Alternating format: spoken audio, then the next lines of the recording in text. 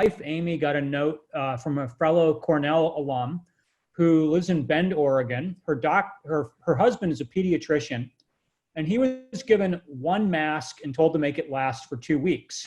Now, anyone who has kids know that kids are little mobile germ carriers. So imagine a pediatrician being given one mask and told to make it last for 2 weeks. And then a friend of ours. Sorry, John, that was in Oregon? Yeah, Bend, Oregon, like a really rich city. That's incredible. In one of the wealthiest countries on earth, but it's happening everywhere with PPE. The next day, a friend of ours in Chicago told us his sister, who's an ER nurse, an emergency room nurse, was told there were not enough masks to go around, that the doctors got masks and the nurses had to wear a bandana, literally BYOB, bring your own bandana to the ER. So my wife and I are both, get shit done people. I've done business in China for 20 plus years, lived in Hong Kong for many. We just decided, we should try to find some masks to send to friends. We didn't realize it would get big, but what happened typically with me is that the minute my wife figured out a trusted supplier who she worked with in her wine business, and these were masks that were no bullshit, they're not counterfeit, these are FDA approved, these are there's an EU sanctioned supplier. We started to send masks, and I, as usual for me, I just got really excited, and I put word out to all the Room to Read global boards. I put word on Twitter, put word on LinkedIn to say, if you know of anyone anywhere who needs a mask, let me know, and we'll get masks in the air to them. And we thought we would get like requests for, 1,000 or 5,000 or some small number. But as of yesterday, we've now put about 250,000 masks into the hands of frontline healthcare professionals. We're doing about 75,000 more this week. We decided to call it Operation Mask Lift. So in a way, it was inspired when I was a kid learning high school German. We learned about the Berlin airlift, e.g. if people are hungry, you put food on planes and you put planes in the air. We said if frontline heroes are literally dying from lack of masks, no questions asked. You fund it yourself, you ask people to backfill the funding, and you put masks in the air. So we've been in business now. I say business, it's totally nonprofit, it's zero overhead. It's a total like bucket brigade, like how we used to put out fires in the American West. You just get a bunch of concerned citizens together. And so we'll be at about 325,000 masks by the end of this week. That's fantastic. So a note to everyone out there, at the end of this conversation, we're going to post the means for which you can support any one of the people here, Melati, Thomas, John, or Matthew. And if you want their contact information, what have you, that will all be made available. Congratulations on getting that initiative off the ground, John, and we're hoping to support you, particularly in Canada.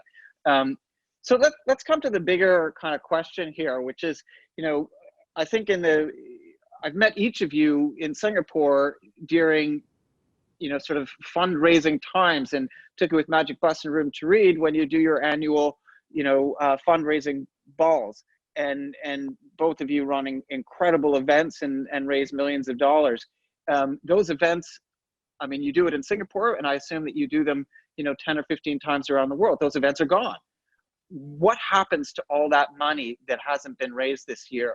I mean, the operating costs of your operations are quite high. What has been the impact immediately? Matthew, why don't we start with you?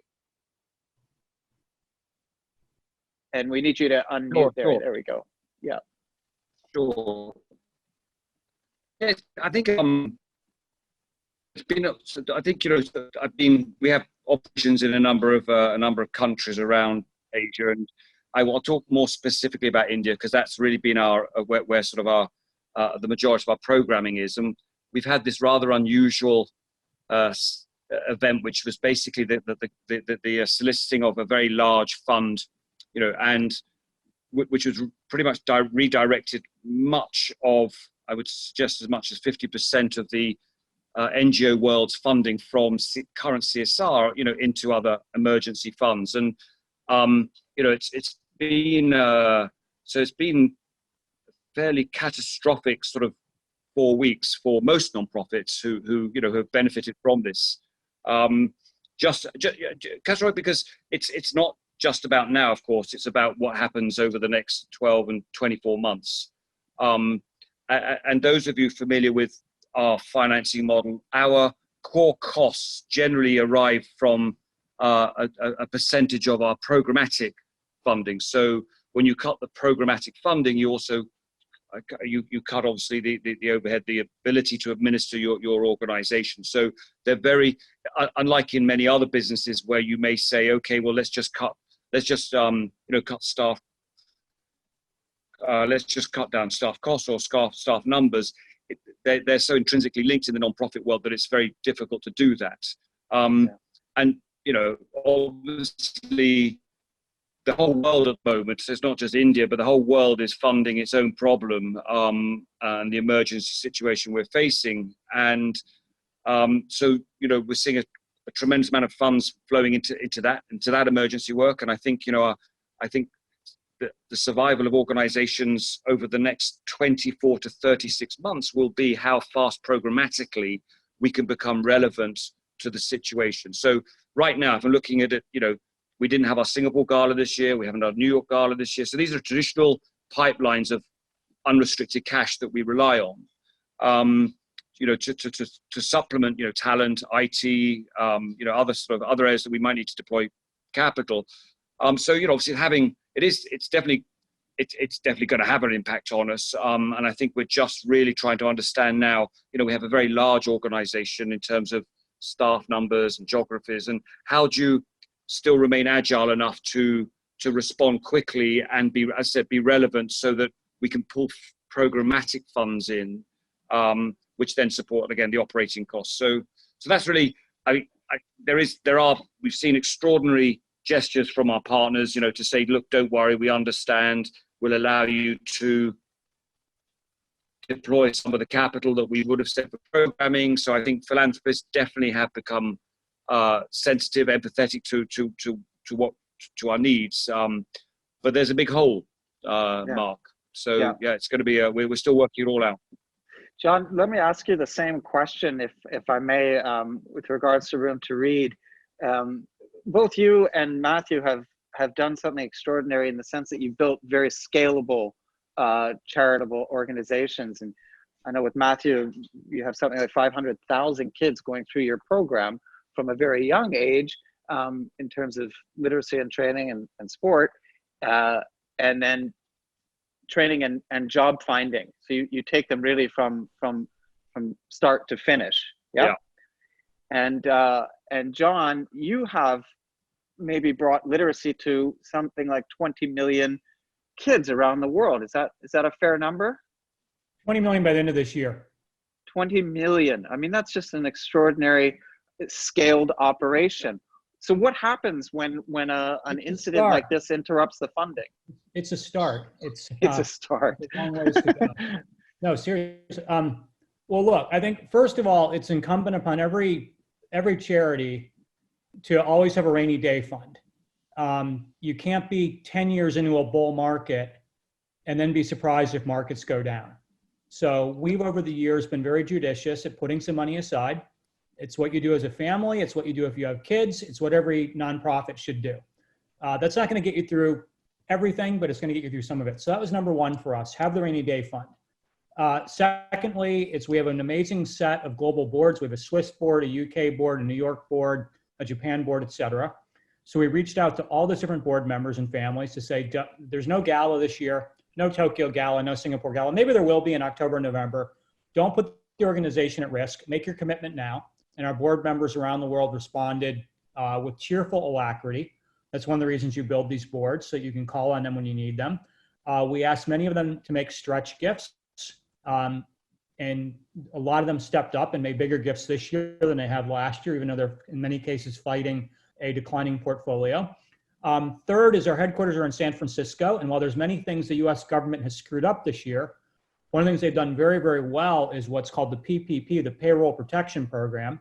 So our leadership team, led by our CEO, Geeta Murali, immediately reached out to Bank of America, our bank, and said, try to get us to the front of the queue for the PPP, payroll protection. And what's great about payroll protection program is as long as you agree not to reduce anyone's wages, not to lay anybody off, the government gives you a loan at 1% interest that you don't have to repay for 2 years, and it may even be turned into a grant. So we got a $1.4 million grant from that, so we don't have to lay anybody else off. And that's the first three things. What comes next, fourth and fifth, I don't know. We figured out part of what we need to figure out, but we still have to figure out a lot more. My hope is that if things go back to normal, that by October, November, perhaps we can do galas again. Although we are studying other models. I don't know if anybody saw that the Metropolitan Opera in New York City actually did their annual gala completely online. They had everybody from Renee Fleming to Evgeny Kissin coming from their living rooms, playing the piano, playing the singing arias, and then asked people to give money that way. So we may move there. I think it's really, for me, I want to see us just be able to get through, let's say, July, August, and then during July and August, see what the situation is. Every market's going to be different. Japan's going to be different from Australia. It's going to be different from Canada. So we'll need to figure that out probably over the summer of what the fall looks like. Okay, fantastic. Thanks, John. Hey, Thomas, welcome. Good to see you, brother. Can we hear you? Can you hear me now? There we go. How are you, man? Good. How are you? Sorry, I had a bit of technical difficulties. I was on the wrong channel there, apparently. It's okay. We understand you're in a third world country. Yeah, yeah. Thomas, actually the timing is just perfect. We've done a sort of a round of introductions, and just the quick question is really, where are you, and what's the project that you're currently working on? I'm in North Carolina, and we kind of were stopped in our tracks. We're doing a film on child slavery in Haiti. There's about 400,000 child slaves in Haiti, and a group of former child slaves, these elderly women who have set out to liberate these kids and to, for the first time, have charges brought against those holding child slaves. So we were maybe one shoot away from being finished when all of this happened. So we kind of had to take a pause and wait and see what's next. And incredible. Is the funding for that project sort of all done, or does that still need to be done? No, we had some commitments that when COVID began, started to retract very quickly. And so now we're trying to scramble and figure that out as well. I think what's interesting is the way that we structure our films is really the film is the conduit that kind of starts this conversation, and then we give very actionable items to people who see the film or want to get involved to create real change in those places. So we're hopeful that we can raise the last $100,000 so we can finish, and then go back as soon as they'll let us in. We always figure out some way. Usually it's some angel investor who kind of pops in at the end and gets us over the finish line. But this has been really different and much more abrupt, I would say. So we felt like we'd had things pretty buttoned up. I think that's the way most of the world has felt. So yeah, for sure. And Thomas, maybe you could share, because hopefully one of those angel investors is on this call right now. If you tell us a little bit about what you mean by you're a conduit or a catalyst for an issue or a project. If you talked maybe specifically about Waiting for Mamo or Sufra, the effect that those two projects had once the film sort of got out there. Yeah, so we create documentary films that then we kind of bring to the world. The last film, Sufra, was a New York Times and LA Times critics pick. It's out on VOD now, so actually you can find it. And then from those films, we asked those people who've participated, like, how do we improve your lives? And so for Sufra, it's a 70-year-old refugee camp in which the women are mostly uneducated, and they wanted educations for their kids. And so 55,000 people in 1 kilometer square with really no opportunity for education. The woman, Miriam, in the film said, I'd love to be able to build a school. So, there's 150 kids now that go to preschool that otherwise would have never been able to go to school, because we used that film to build that school inside that camp, really on the backs of people who saw the film, wanted to figure out how they got involved. And we just give them a way to do that. And then we see this project all the way through to the end, and we give them updates and show them what happens. We built an orphanage, the first orphanage to an international standard in Nepal, with a film called Waiting for Mamu. We built 2 emergency shelters and changed 5 laws in the United States around the issue of homelessness with a film called Storied Street. So each one of those films kind of takes on a life of its own, well beyond the film itself. And then we create educational pieces around those films so people can use them for their own organization, so they can use them for their, in their own country, in their own language, for whatever those issues are, or to really inspire others to be that person, to be Miriam, to be Pushpa, to be the people who kind of take up the cause themselves and create real social change. So this film in particular was really, it's an amazing story, because these women, like I said, were all child slaves themselves. The one woman starts by saying, I was born at the intersection of this street and this street, and the passerby with the sharpest knife cut the umbilical cord. That's how I came into this life. So you hear these stories and you're just so moved by them. And then you see them going door to door looking for these child slaves and trying to figure out how to liberate them, and fighting back against the, the police and kind of the bureaucracy that's in place. And you want to help. So, with all of this, we're hopeful, and we're all just kind of sitting tight, but we feel like, we really do feel like we could end child slavery in Haiti. Besides myself, Susan Sarandon is signed on as executive producer, as she has for many of my films. The Duchess of York, Sarah Ferguson, is signed on as an executive producer. I think that Ben Stiller will come on as an executive producer. So all of these people want to use their voices to push it out. So at this point, we just need to finish. But we do think it will make significant change. And from all of that, what we will do is work with their organization to reunite children with their biological parents and find a way to kind of keep them all together. That's amazing. Thomas, having seen all of your films, or at least most of them, we know that the films, the way you tell stories, really does galvanize people to get involved and get very emotionally attached in some cases to the project. So I can't wait for this project to make it to the screens and come to life. You also mentioned, sort of inspiring people to do further change and create more Miriams and more Pushpas. And Melati, you're now 19 years old, but when you were 12 years old, you started a movement. It became quite a big movement, and now, since then you've spoken at the United Nations. You've advised companies, you've advised governments, and you've inspired a whole bunch of young people as well as adults, quite honestly. Maybe you could tell us a little bit about YOUTHTOPIA and what its mission is, if you can, and how that's going to work. Yeah. I think first of all, though, just taking a step back, hearing each and every one of you dig deeper a little bit, I'm so honored and grateful to be surrounded and part of this panel tonight. It's just really refreshing also whenever, and especially in times like this, you do get the chance to connect with like-minded people. I think that's always very important, to just remain balanced and in harmony with our work. So yeah, I just wanted to express that gratitude. But continuing forward, I think, so my story really started almost 7 years ago, which is bizarre. It feels like a lifetime ago. But, starting at 10 and 12, me and my sister, without a business plan, without an agenda or, any funding either, we started this crazy idea to make our island home of Bali plastic bag free.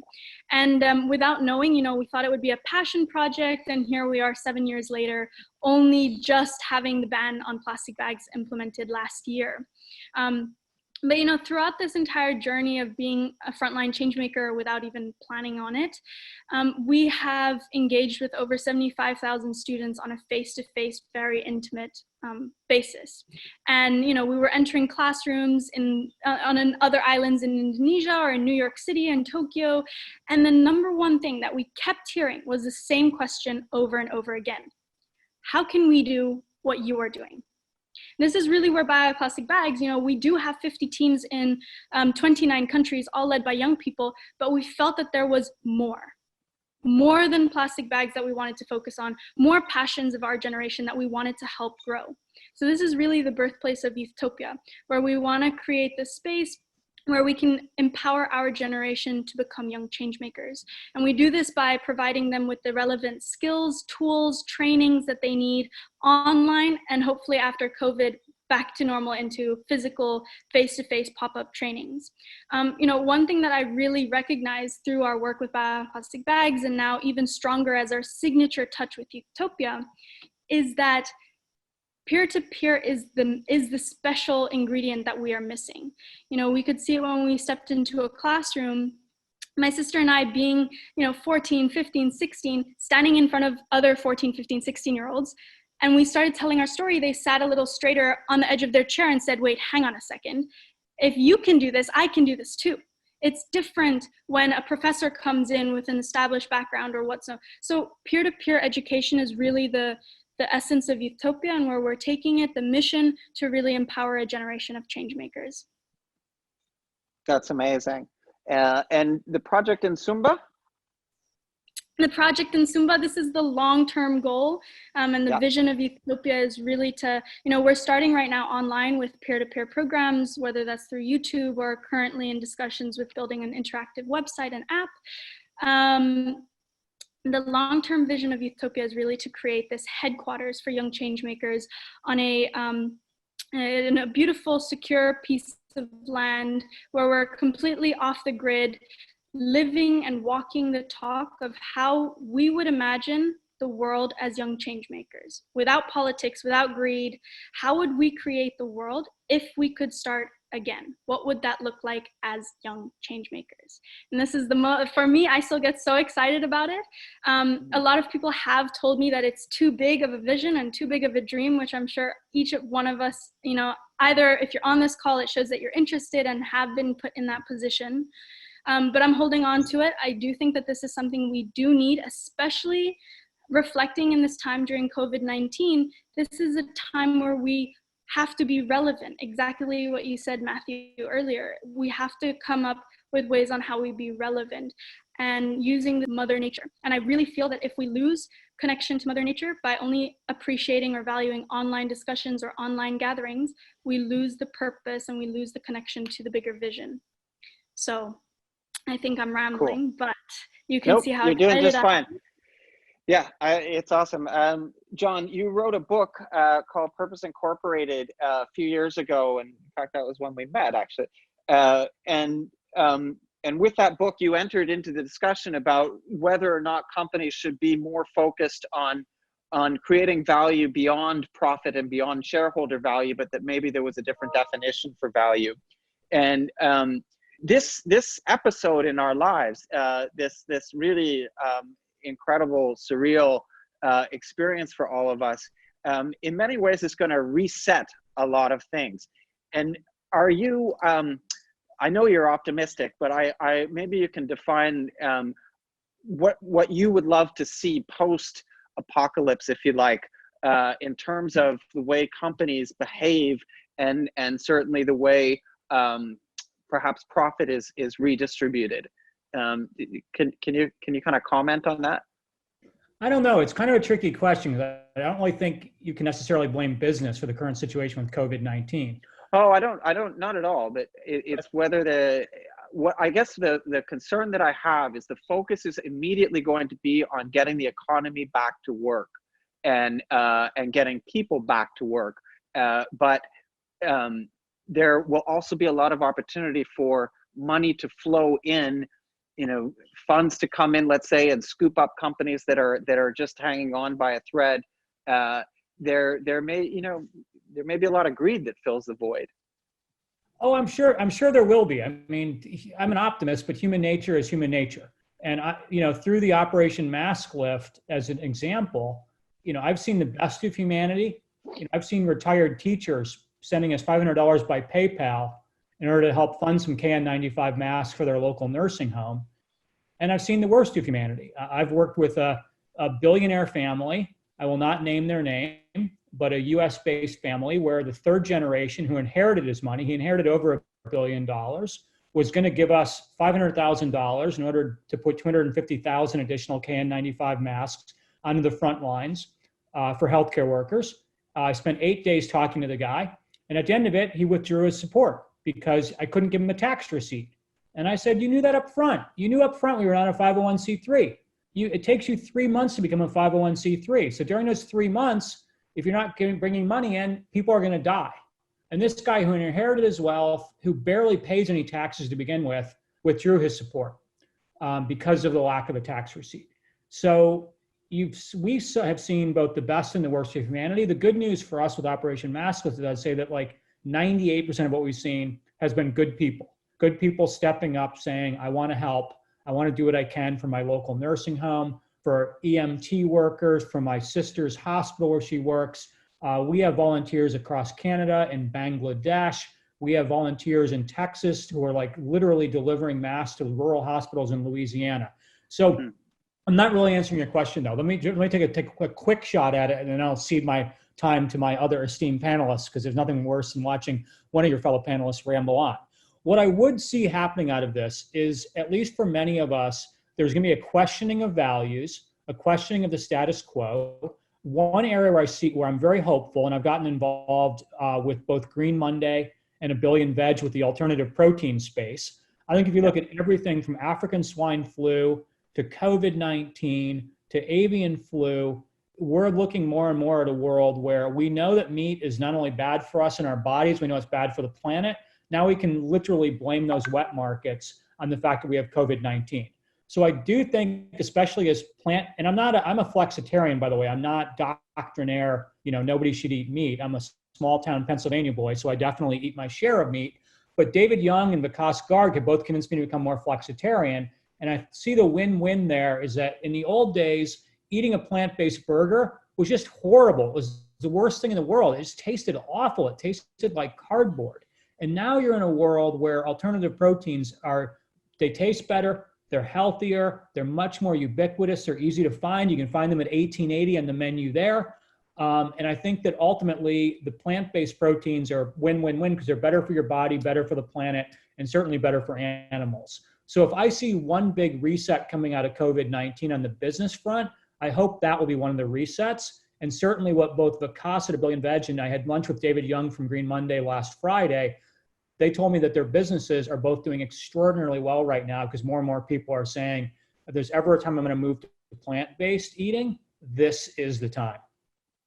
That's a great shout out. I think we have both Henry from Impossible Foods on this call and Rupert from Meatless Farm. So they'll be very happy that you just gave them both good plugs.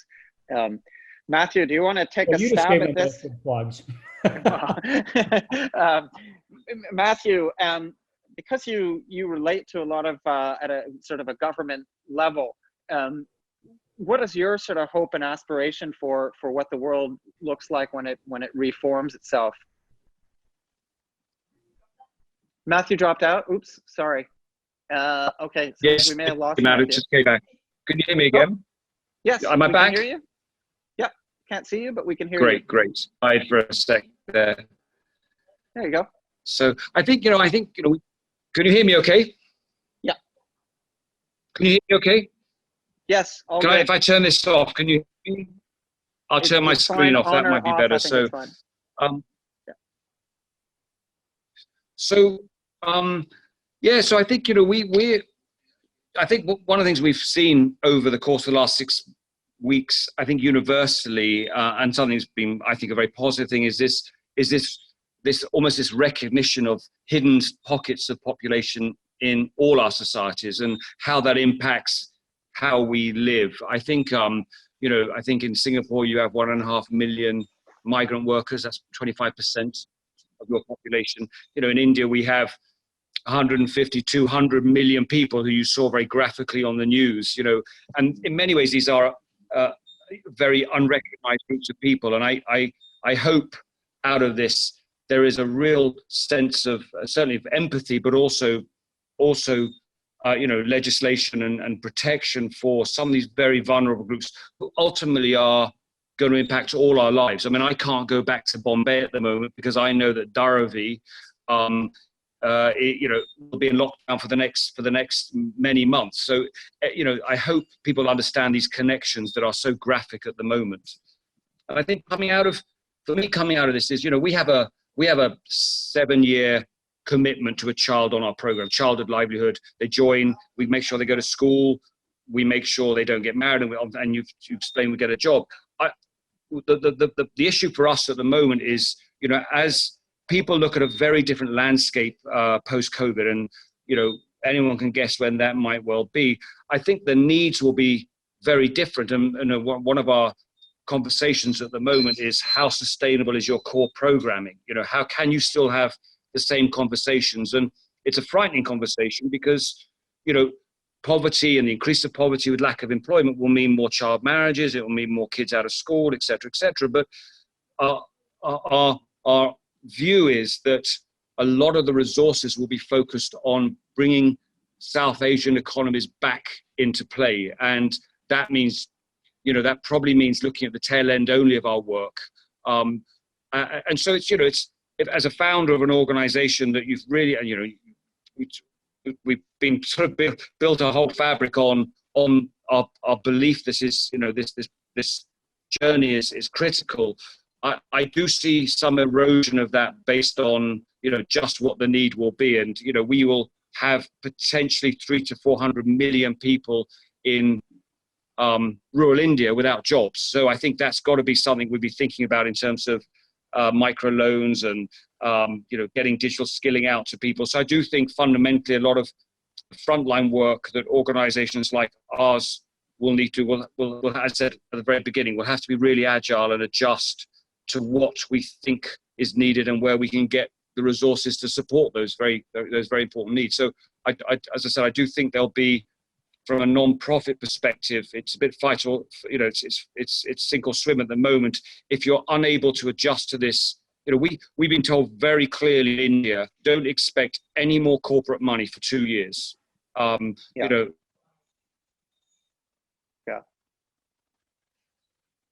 Matthew, we just lost you. Maybe sorry, I'm back again. Sorry, I finished anyway. I finished the conversation, but that was a good point to kind of end on. Just to finish off. Yeah. Thomas, so it's just really, as I said, I think it's a wholesale. Yeah. Carry on. Sorry, Mark. No problem at all. Thomas, you're obviously tapped quite deeply into the NGO community, into a lot of organizations that are doing good.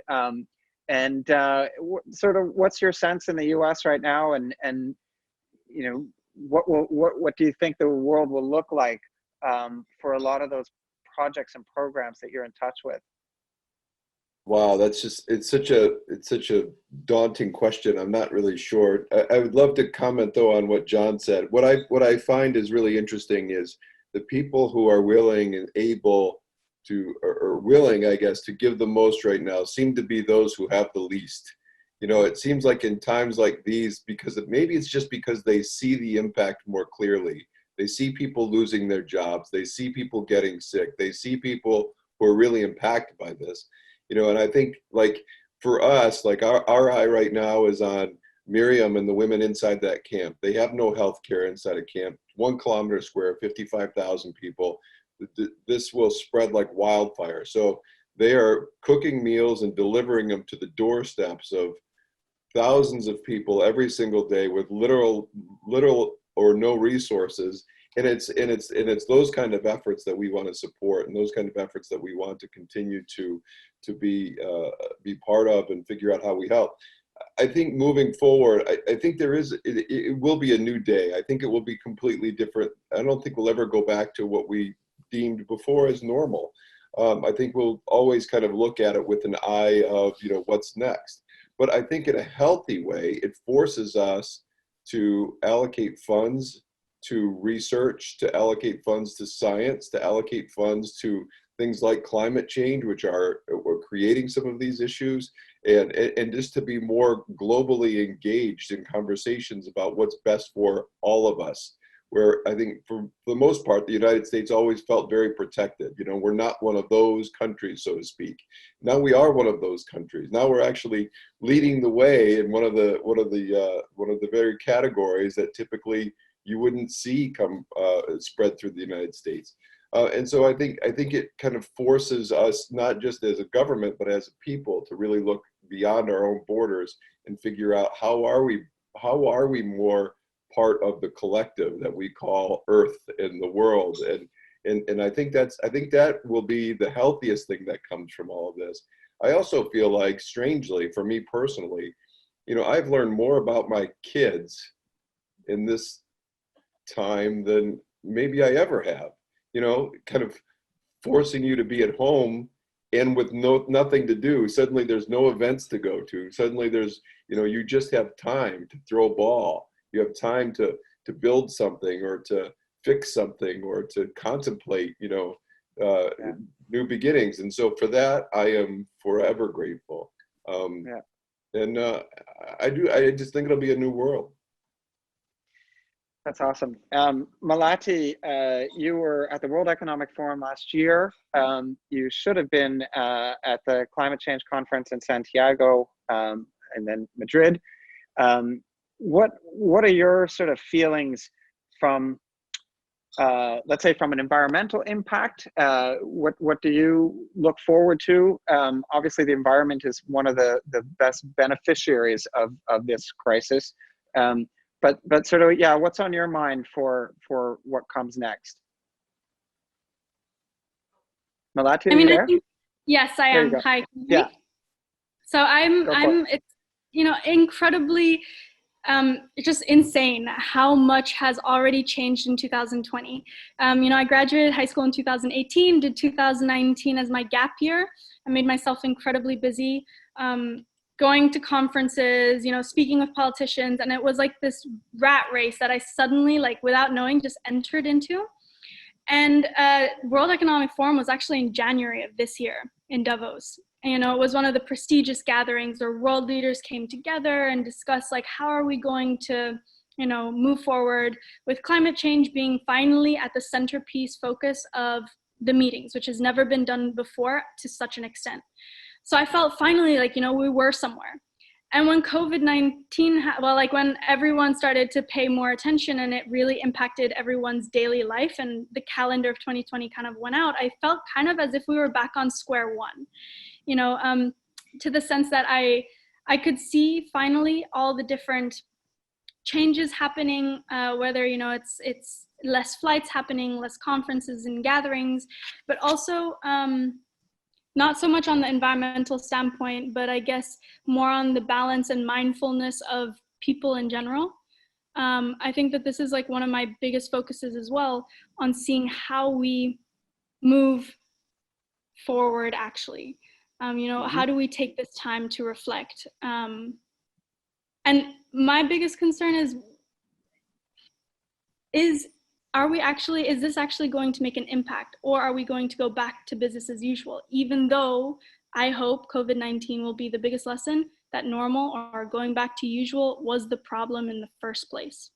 So, you know, how do we actually look at this as an opportunity to start planning, preparing for implementation, for the right regulations, and for grassroots movements to really mobilize change and be met with the connections or the networks that they really need. Okay, great. Thank you all for the answers to the question. I'm sure that there are people out there that would like to ask questions, and now would be the opportunity to do that. So we've got a team here who are fielding questions.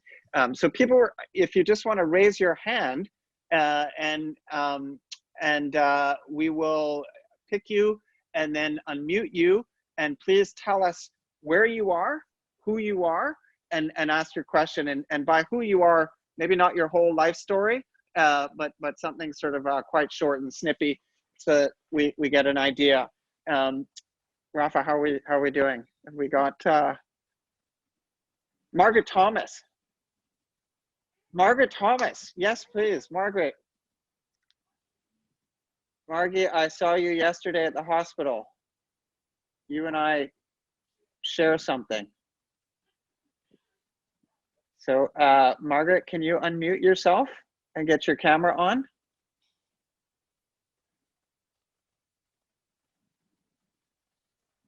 You are being promoted to panel. Are you there? And unmute. Can you unmute Margaret?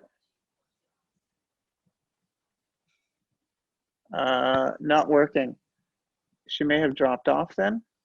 Do you want to try somebody else? Sorry about this. We're going to find somebody else. Who else has a question? Go for it, Lee. Yeah, I think that's Leanne, right?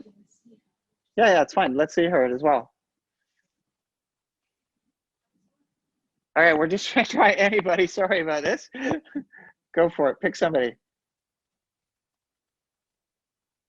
Okay, we seem to be having problems getting people. Lara, are you there? Can you unmute yourself? Hi.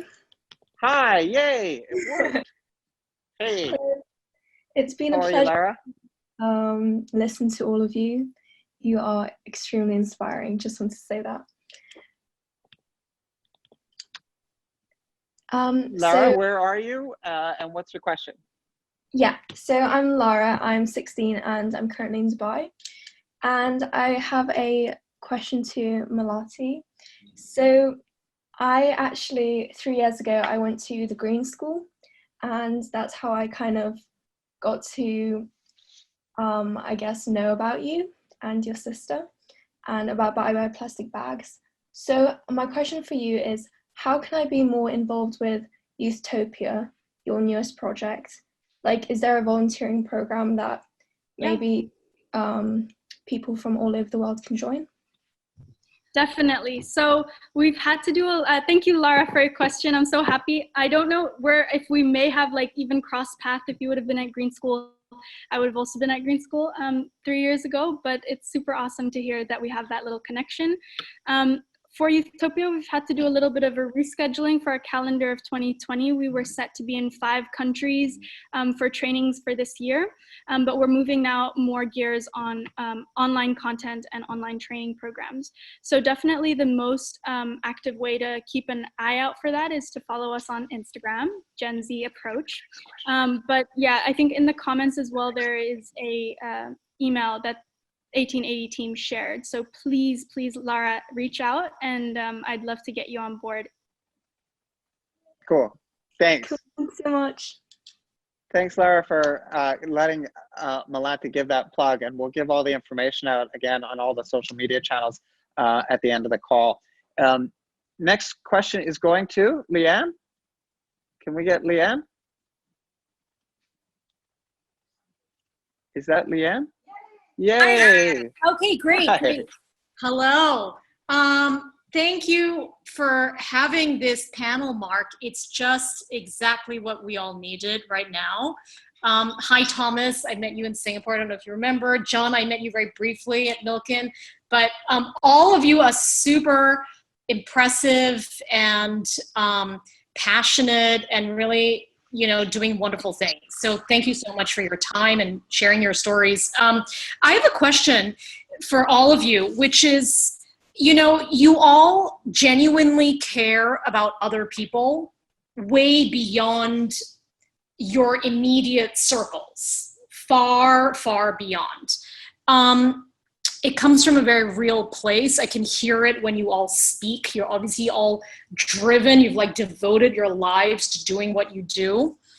What do you think is the difference between people who care about people beyond their 1,000 friends, their immediate circles, versus people who just don't? And there's no right or wrong, but some people care passionately about their 100 or 500 friends and family, and there are some people who care about other humans just way beyond that they've never met. So in your experience, what do you think is what makes the difference? Who do you want to hear from first there, Leanne? Thomas, please. Yeah, there you go.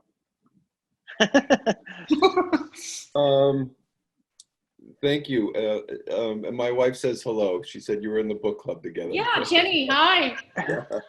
So I think part of it for me was I was that other person. I was that person who cared about that 500 people or that very small group of people. You know, it's easy to do. It's easy to kind of surround yourself in this bubble of this world. And I think like what we hope happens and what we think happens with the films is it brings you into this other world that might appear on the surface to be very scary, or it might appear to be, you know, you hear all of the bad things about those people, you know, and those are those people, you know, they're people who you don't know, they're in countries that you don't know, and in situations that you don't know, and somehow, you know, we're kind of built and taught to place blame on certain people or certain cultures or certain parts of the world, and I think it's just, you know, once you can stretch beyond that, and once you can help somebody else stretch beyond that and see that situation in a completely different light, to see those people in a completely different light, to start thinking about that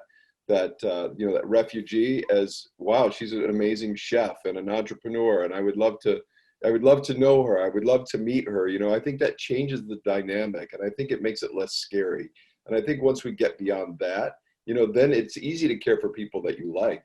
It's easy to care for people who you have a vested interest in knowing what happens next, you know. And so I think that's it. Just if we were more, you know, if we can create a platform in which people just are more inquisitive, I think, and they just feel like they can be part of a solution. I think that's also a bit daunting, where you feel like, you know, I can't help. It's, you know, it's such a big issue. Where they do see progress and they do feel like they're part of a solution, I think that makes a big difference.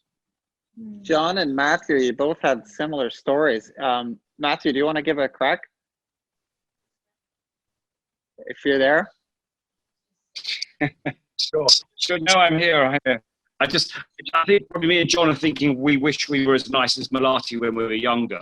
We look at so she just seems to have a. Melati, you said it's such a privilege for us to hear, you know, to hear what, you know, your vision, and I think, you know, sadly for me, I think it's the most disappointing question when people say, you know, it's amazing, you had this vision, and it wasn't, you know, it's so iterative and organic, and, you know, you find yourself often, you know, often in a circumstance, and I think, you know, there is always this balance of nature. You know, we are evidently empathetic people, but nature and nurture and time put us somewhere else, and I think that's it for me, is really this wonderful, you know, these wonderful opportunities I'm sure we've each had in our lives to see things in a way that perhaps, you know, is different than other people, and I think, you know, I mean, I don't know about you, John, so much, but there hasn't been this great big bang of changing millions of people's lives. It has been a question of sort of understanding, learning, meeting, having just the most incredible relationships with people who, you know, who are from such diverse backgrounds, from, you know, living on the streets in Bombay, and understanding how much you can gain from that. And I don't think there's ever been a day at Magic Bus where I've reflected and thought anything other than I've learned so much and been so lucky to do this because of those interactions, and so I think that's what I'd say. Is this sort of you know, I don't think there's any algorithm which defines how, you know, we're not coded differently than anyone else. I just think perhaps a lot of this is this circumstance to put us in situations that have enabled us to some pretty good things, I think. John? I would say I would add three things. And again, to repeat the question, kind of like what makes people different enough that they care about others versus caring about their circle. I'd say for me, I can't generalize about humanity. That's above my pay grade. I'd say for me, what personally made a difference are three quick things. Number one, how I was brought up. My parents brought me up. I grew up a middle-class kid. My father was the only one of seven in his family to go to university. He went on a scholarship. So we got lucky. We won the lottery of life. And my parents always taught me that if you have a lot of money, that does not make you a good person. What makes you a good person is what you do with it. So when I made a lot of money at a young age at Microsoft, the mental challenge then was, what do I do with these lottery winnings? Second, the role models you choose. I'm a bigger fan of Bill Gates than Steve Ballmer because Bill's made a more serious effort towards philanthropy. I'm a much bigger fan of Warren Buffett than Larry Ellison. And I take exception with Jeff Bezos because I don't think that they've really done a very good job so far of taking their tens of billions of dollars and actually doing good for the world with it. So I think the role models you choose, I was very influenced by Paul Farmer, the founder of Partners in Health. I wanted to be like Paul, wow, what an amazing guy that he dedicated his life. Again, comments on your films in Haiti, and certainly for Paul Farmer and Partners in Health, Haiti was really the proving ground for that NGO. And then I think the third for me is just the teaching. So what do you read? Who do you listen to? And I try as much as I can to tune out social media. I try to tune out the 724 news cycle and just read good books. And one of the most influential books I've ever read in my life, it's a classic. It was published 20 years ago, but The Art of Happiness by the Dalai Lama. And Mark, I know that you guys led a delegation to Dharamsala to meet His Holiness in person. But there's no better book I've ever read in my life, the right book at the right time, than reading The Art of Happiness and hearing the teaching that if you have a lot of money, does not make you happy. If you have a lot of possessions, does not make you happy. What makes you happiest is doing things for other people. Beautifully said. Beautifully said. Melati, would you like to close out this great question from Leanne? I think for me, just to add short and sweet on the cherry on top of what has already been said by other panelists, I think on a more personal base as well, like John said, it was really my childhood. I think coming from, a mom that was from the West and my dad who's from Indonesia, and then them creating a totally separate world for me and my sister, where we had to be open-minded constantly. We were never introduced to sort of stereotypes or boundaries. We always entered cultures, different ways of being polite, different ways of being rude, and we just consumed it as a kid, sponged it all up. And I think this really played a massive role on how I enter myself into spaces, or I think that really set the foundation for me, having my parents come from two entirely different worlds and then creating one separate one for my sister. And then its experience traveling, we've had the real privilege of actually doing that and, actually engaging with different communities around the world. And that really opens your mind to understanding that you're part of a bigger picture. And understanding that, how you can then help mobilize and connect with other people, that was key. Okay, great. Thanks for the question, Leanne. I'm going to go to Steve Stine, and then we're going to we've got Disha, Ying Mei, and Carrie. Just be patient, if you will. Steve, we're going to unmute you and ask you if we can get you on there. Steve, are you there? We're here. Can you hear? Hey, Anne. Hi, Steve. Hey. Hi. Can we see you? Can we see your beautiful faces? It's dark. Hold on just a second. Let's see if I can turn some light on. We're trying to save the natural resources. There we go. Can you see? Not yet, but why don't you ask your question? Okay. Because I think we're not going to get you on video unless. Great. Melati, hello. We're also Green School parents. Thomas, Steve, and I send you our love, and I haven't met you. Huh? So the question that I wanted to ask was following on with what Leanne said. So you were all humanitarians and visionaries and empaths. How do we take this from one-to-one to one-to-many to one to all? Because PACE is essential right now, and that we reach the top leadership. What's your advice? Okay, do you want to kick that one off, Tom? Yeah, I would say start at the bottom. The top is always the last to move. The bottom is always the first. When people feel like they can make a difference, I think that's and I think engaging people, like I'm so impressed, Melati, with your work and being able to move, really masses of people who are engaged in the same and focused in the same direction. I think that creates real change. And I find that very quickly, if we can engage, those people around us, then they can engage a larger group and be passionate. And I also feel like, we don't lead those. We provide a structure and then they lead themselves. And so, at some point you have to, the leader becomes the follower.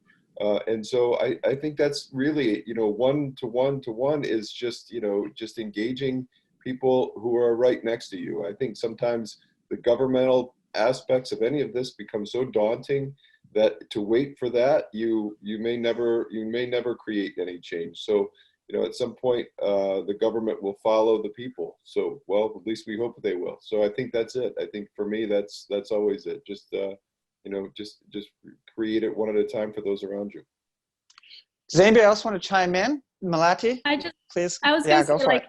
just to create like a little tunnel vision on like which target group I would, well, especially like the work that I do is empowering young people, because I really believe if young people are empowered, we can accelerate the change we want to see. If we can start changing the way that we behave, the way that we consume, we can actually push for regulation change, policy change, and actually live the life that we want to live in the sense of being more sustainable, more in harmony. So I think to accelerate it, we have to put more attention into the young people, into changing the education system. And that's going into something completely that, deserves its own segment. But, we need a radical change in the education system. If that doesn't change, we will never motivate a generation of change makers. And then we will continue in a very traditional and linear path, which is way far behind in the past.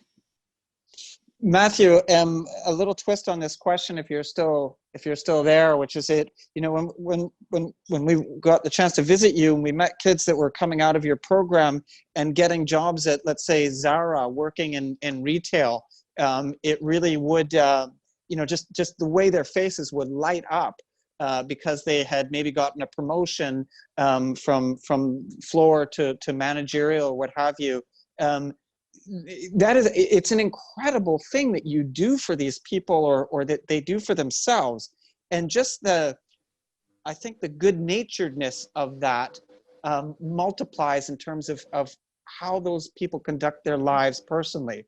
And I guess what I'm trying to say is that in of itself is a great contribution. Literally hundreds of thousands of kids have gone through your program. Is that sort of, is that how you see it? Is that what you had hoped for?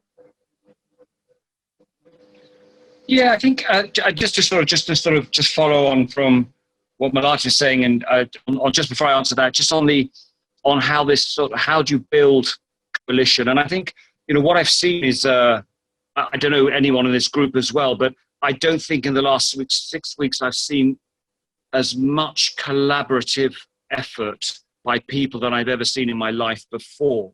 And I think that's been a really positive thing out of this, is that, and I know it comes out of risk and concern and weakness sometimes, but, or when I say weakness, I mean you're feeling obviously fairly vulnerable.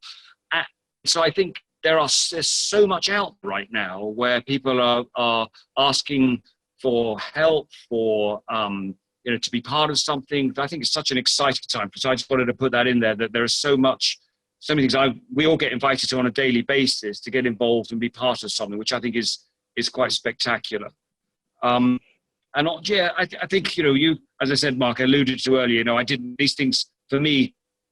I think, obviously when we've all had to at work, the best thing you can see is read a story or speak to someone, that person in, Accenture or Marks and Spencer's that literally used to live on a rubbish dump and now is changed their lives. And I think, I don't know how many millions of children we've seen through the program, but I think every single one of them carries that hope, and the stories of, I was the first person in my village to get a job, or I was the first person to get a secondary education. I think, that's, you're absolutely right. That's where the change is coming from. And I think you're sowing the seed and providing the opportunity for that.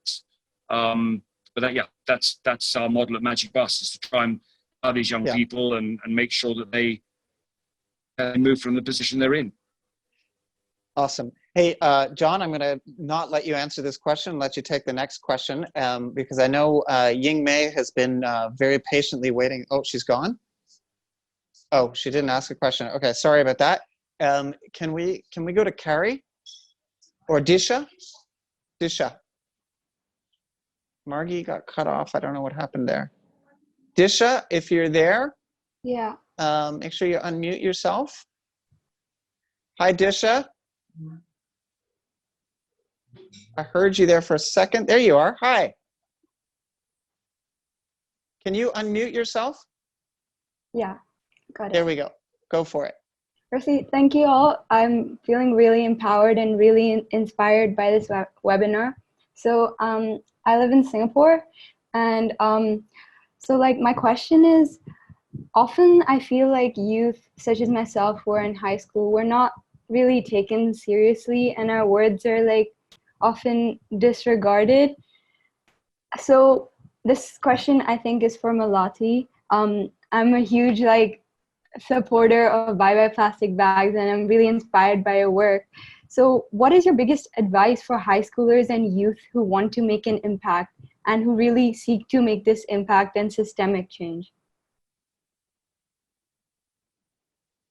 Awesome. Thanks for the Hi, question. thanks, Yeah. Disha, for the question. So I get it, and I feel it all the time. You know, still today, there are moments where I find myself in a meeting or in a rally where I feel like my voice is not being heard. And I think the key advice here is that persistence is key, commitment is key. I think we have to walk our talk, and that's leading by example is the best case scenario. So one of the things, you know, when we said, okay, we're going to start bioplastic bags, for example, we made a commitment to not use a single-use plastic bag ever again.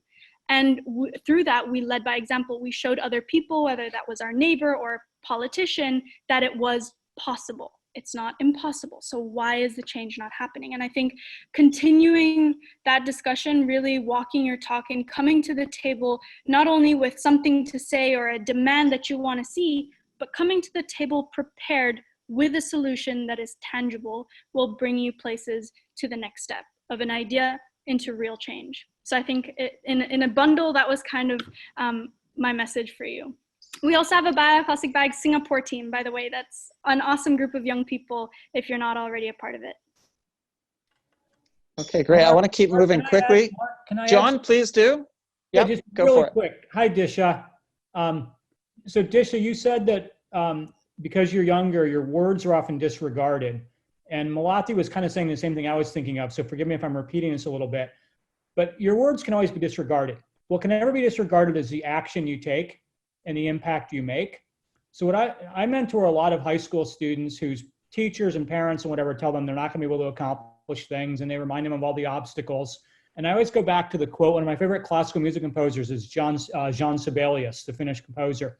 And Sibelius once said that nobody ever erected a statue in honor of a critic, right? It's Mozart and Beethoven and Martin Luther King and Gandhi who have the statues. So pick the one thing you want to be impactful on, set a goal, set a timeline, and go do it. And when you're successful, your words, what people think about your words does not matter. It's all about what action you take. It's fantastic. And Thank you, Disha. Prove them wrong, Disha. One thing that's really fun in life is when someone tells you you can't do something and you prove them wrong. The Buddhist in me should never feel that way, but whatever. Like, it actually feels really good to prove people wrong. That's awesome. Thank you. Thanks, Disha. Tom, you look like you're about to say something. Are you okay? Yeah, okay. Carrie Tan. Can we get Carrie unmuted and welcomed? Carrie, are you there? Can you unmute yourself? There you go. Carrie Tan, another hero. Carrie, great to see you on the beach. Hi. Thanks, Mark, for inviting me. Hello, awesome people. Okay, I'm from Singapore. I run a nonprofit that works with low-income women, but most recently I found myself in a curious position of being a liaison between the government and a group of community organizations and NGOs that are working on the migrant worker issue in Singapore in response to the COVID crisis. So I wanted to hear from you guys if you have any experience in the areas that you work in and the causes that you're championing. What was the relationship that your organizations had, if any, with the local governments? And how has that relationship changed, if it has changed during the COVID crisis? So that's the first question.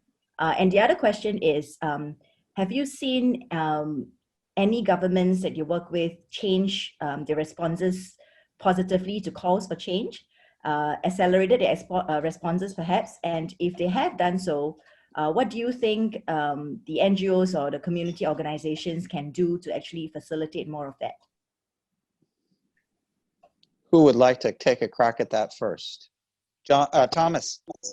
You know, I think I made a film called Storied Streets about homelessness in the United States, and what worked for us was actually bringing the government and the homeless population together to watch the film, to be part of the same conversation. I think often they don't do that, right? And somebody wants to say this is what's good for this group, and yet that group is not represented in that decision making. So I think the biggest and most impactful thing is to bring them together in that conversation, and to be the conduit to make that happen in really kind of a safe place, and in a place where everybody's voice is heard. And so I think that is always kind of the goal, is how do we find commonality and common ground in all of this, and then how do we have a really open dialogue so that everybody's issues and everybody's concerns are heard. And I think often it's the marginalized who feel like they'll never be heard, and it's those in power who feel like they need to make decisions for that marginalized group because they're not capable.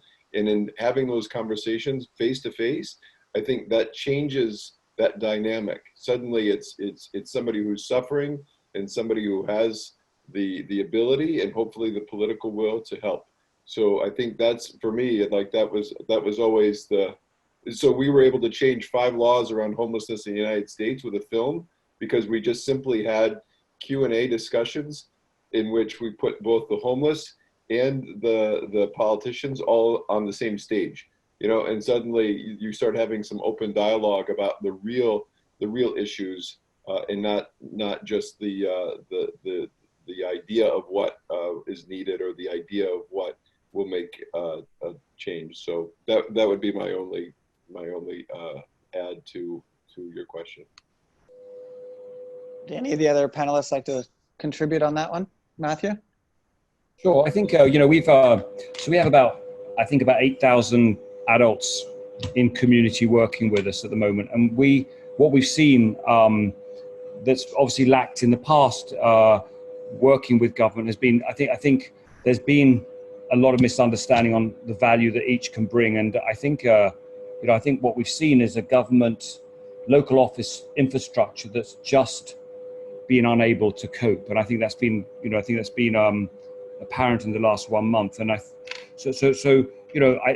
what's happened, I believe, is that NGOs now have really stepped in and started to fill that gap, and organizations like our own have immense trust in their community. So whether that's collecting data on who may be sick or who needs food, or this is, I think this is sensitive data that I think is you want the guardian of that data to be someone who, as I said, you have a level of trust in. And so I think there's been tremendous collaboration. Remember, also in India, we're in lockdown here. We're in full curfew. We have been for 5 weeks. So it's actually illegal to leave your house at the moment. So if you want to do any form of aid work, you have to get permissions and work with the government. Otherwise, you're breaking the law. So so it's, I think it's been in certain respects a bit of a forced marriage. But I do believe that once this is all over, it really sets a tone for I hope a better dialogue and a better understanding of each of our ability to do different things. So I feel quite optimistic coming through this, actually, in terms of how we've managed to build on those relationships, as I said, by at a time when it's mutually, we're both, it's both very it's very symbiotic, isn't it? You both need each other to exist, and so I think that's going to be a good thing. John or Melati, do you have something? We've got 2 more questions I want to get to, so if you've got something strong. Carrie, you feeling your questions getting answered? Yeah, go for it. Yep. Move on. Let's move John? on. Yeah, great. Good. Thank you, guys. Thanks for the question, Carrie. If I'm right, that's Tenzin looking to ask a question at the top. Yeah. Can we bring him in?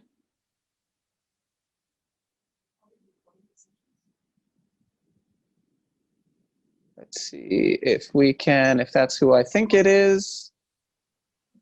Let's see, Tenzin, is that you? Hello? Hello? Oh, Nope. hello. Hi, it's actually Tiana. Oh, Tiana, hi. So sorry. Okay. Hi. Hey, thank Hi. you for hosting this special panelist event. It's been really amazing to see passionate people come together, and I hope everyone's staying safe and healthy during this time. Understand that you all have your own initiatives that are just so important to humanity and society. However, some of the funds have actually shifted, to directly try to address COVID-19 because of the long-term repercussions that can be made. So since there's a spectrum of doing good and doing well, how can there be a blend? One, short-term responses to the current environment and or long-term sustainability. Did you guys all get that?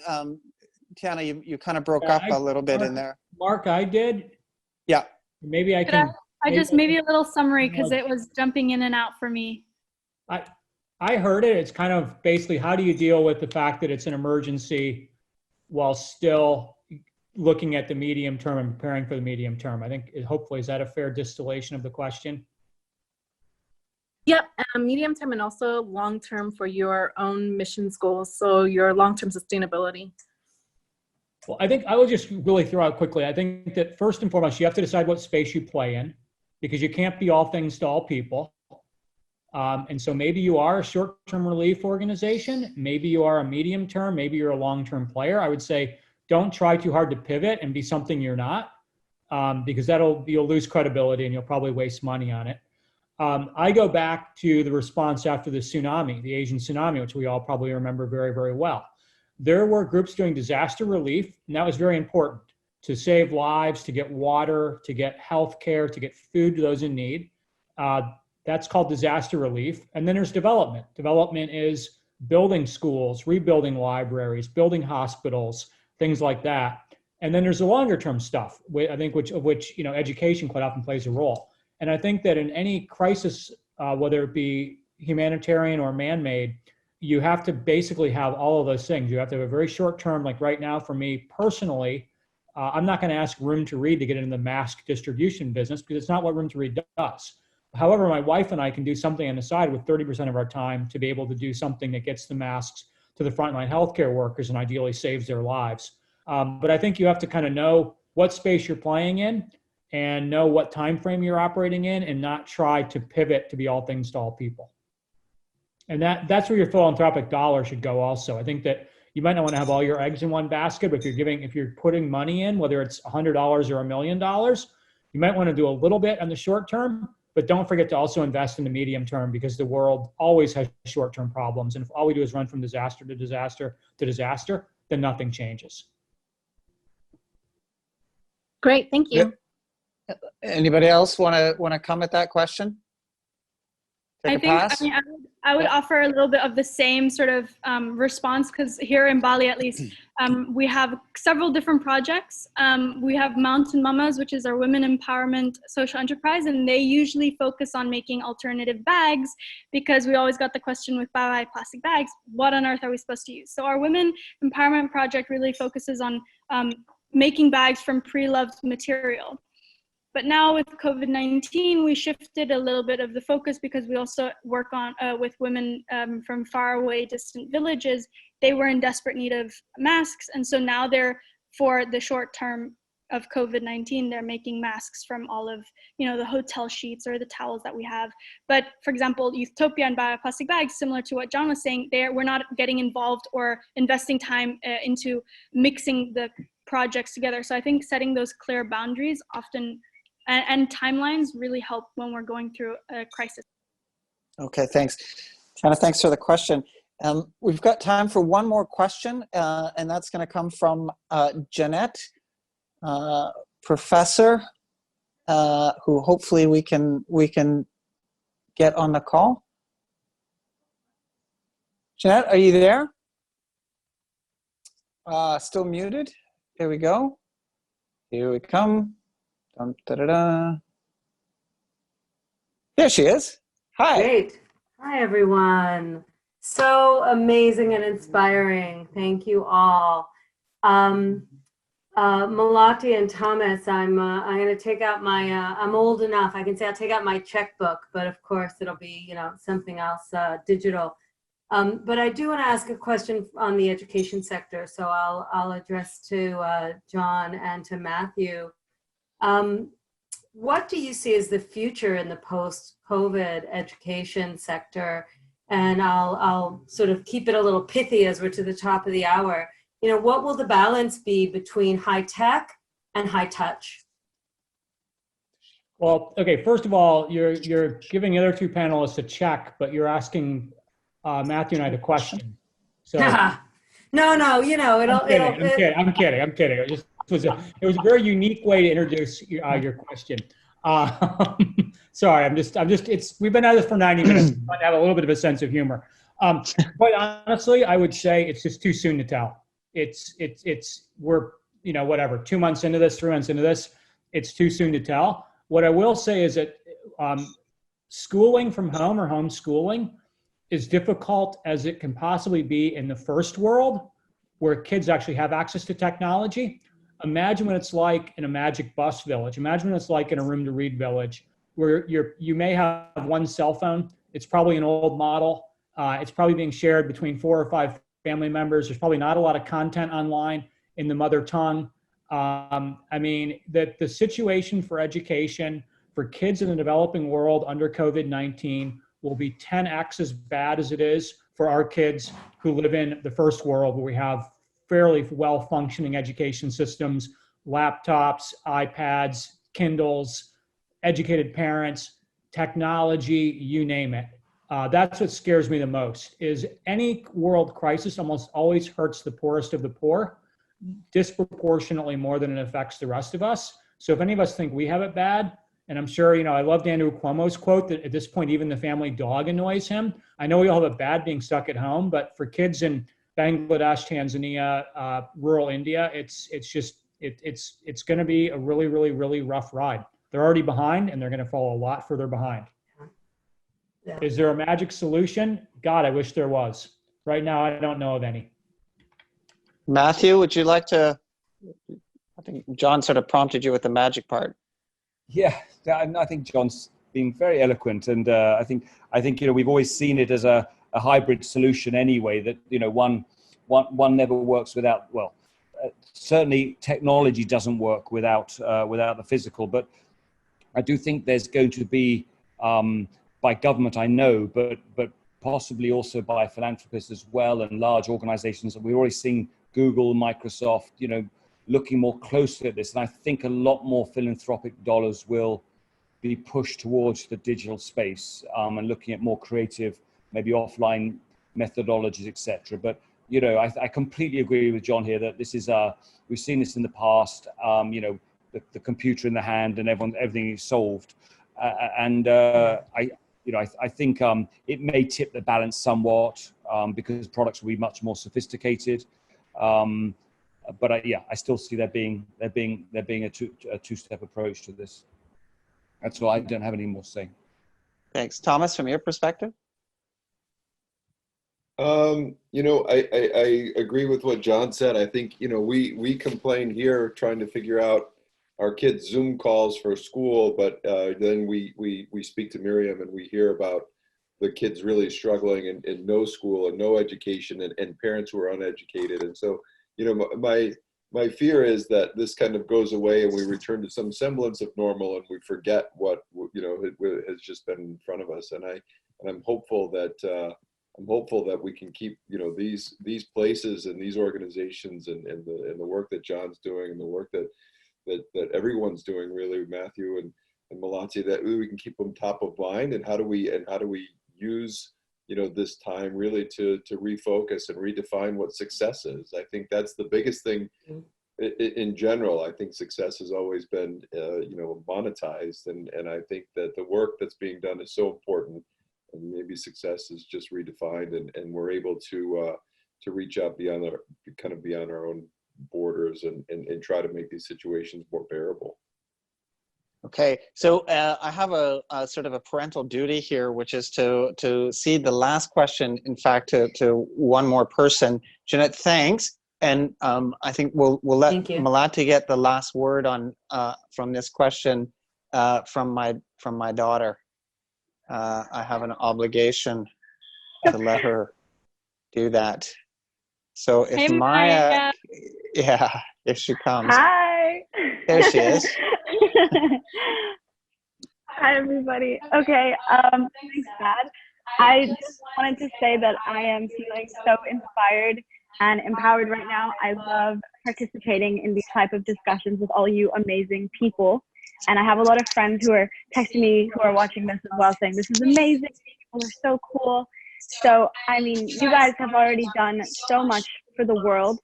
And I think the final concluding question that I just want to ask is, what do you want from us? Our time, money, funds, awareness. What do you want us to do? All right. Who's going to start that one off? You each get a crack at it. So Melati. Yeah, I'll go. So we make it Maya, then me, and then next. But I think from where I stand, especially where we are in our mission and purpose with Youthtopia, Bioplastic Bags, being youth-led always asks for tapping into the network of, whether that's knowledge that you can bring onto the table, capital and funds that we can bring onto the table. Specifically in the tech space, we're looking for help to understand a little bit more on, what it looks like, what it takes to build an app or an interactive website, if we're doing that correctly, and the funding to move our idea into reality. That's a good answer. Thanks, Mom. Thomas. I feel like I spend so much of my time trying to pull funds together to finish films, and so many organizations right now are hurting for funds, and I don't want to ask for that. I think there's a saying, and take this for what it's worth, Maya. It's be bold and mighty forces will come to your aid. So find that thing, be bold, go out there and just do it. Even if your father tells you this will never work, just do it. And I think that's it, right? I mean, just be inspired enough to go out and chase your passion, be inspired enough to go out and chase your dreams, and use all of those skills and all of those assets to make the world a better place. That's what I ask. Matthew? Matthew? Have we dropped Matthew? No, I'm here. Great. You know me enough, Mark, to know that I hate the pressure to put on an inspirational last comment. So it's really, but I think one of the things that